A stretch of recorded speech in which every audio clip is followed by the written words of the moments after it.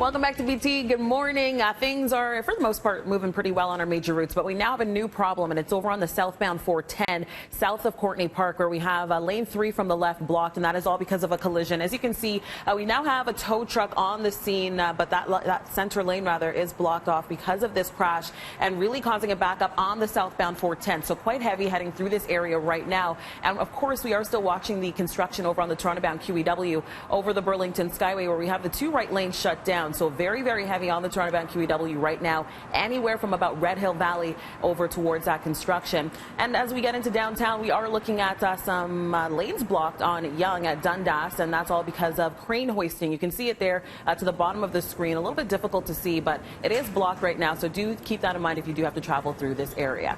That is a look at your roads. Over to you, Frankie. Lease or finance any 2019 Infiniti vehicle from as low as 0% until July 2nd. Visit Infiniti.ca and discover that luxury should be lived in. Heading off to the airport this morning, let's take a look. We can see Pearson, Billy Bishop, green, meaning no delays. But if you're heading off to New York City today, watch out for some thunderstorms. Montreal with some wet weather. Boston as well with some thunderstorms. And wet weather in Chicago, Ottawa, and Detroit. Here in Toronto as well, it's a day for the umbrellas. We've already seen some of that wet weather push its way in. Not a washout, but we'll see on and off light rain throughout today. Overcast skies, winds out of the northeast at about 20 to 30 kilometers per hour. Right now we sit at 17. Not going to warm much further from there. We'll hit 21. Good news is tonight we'll kick out the cloud. Tomorrow we'll start to see lots of sunshine. 23 just before the noon hour. Summer officially arrives, and the first weekend of summer looks great. Saturday, 25 under sunshine. Sunday, we'll see daytime highs up to 26, remaining sunny and dry for Sunday as well. Let's look at your forecast. And happening right now, police are concerned for the safety of a missing boy in Etobicoke, and now they are turning to the public for help in locating him. Our Tammy Sutherland live right now at a command post that has been set up near Finch and Martin Grove with the very latest on this search. Tammy, what do you know? Well, Melanie, we can tell you that the missing boy, his name is Giovanni Phillips. He's a 10-year-old.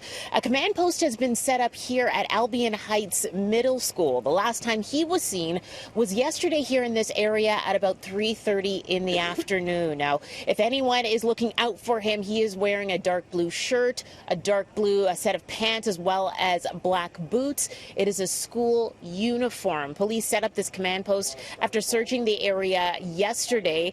They also tell us that there was a minor incident involving the boy at school yesterday, but they want to stress to Giovanni that he is not in trouble and that he should come home. He's not in any trouble. We're just looking to find him. We've been searching all night for him. What we're asking is the residents, as they wake up this morning, if they can check their backyards, any open sheds, so on and so forth, in case he has laid down to get some sleep overnight. And if they see him, to call 911 right away. Same thing, he may be at a bus shelter, so if someone going to get transit this morning, if they could just take an extra look around their regular routes on their way to get their bus, and just give us a call, 911 right away. If they do see him, we'd like to bring him home safely to his family. Now, Giovanni's parents reported him missing at about 5 o'clock last night after he didn't come off of the school bus with his brother. Police stress that he has never done this before, and that's why they are so concerned. So they're asking everyone to keep an eye out, and if you can help, to call police or Crime Stoppers. Mel, I'll send it back to you. All right, thank you for that update. We'll check in with you shortly. Thanks, Tammy. I want to show you this, some scary moments on the 400. A wheel flying off of a transport truck yesterday afternoon, hitting a car's windshield. Look at this. The SUV, as you can see, badly damaged, but thankfully, no one was hurt. As you can imagine, though, the driver very shaken up. And this comes exactly a week after a rogue wheel from a car on the 400 sent a woman to hospital with fractures.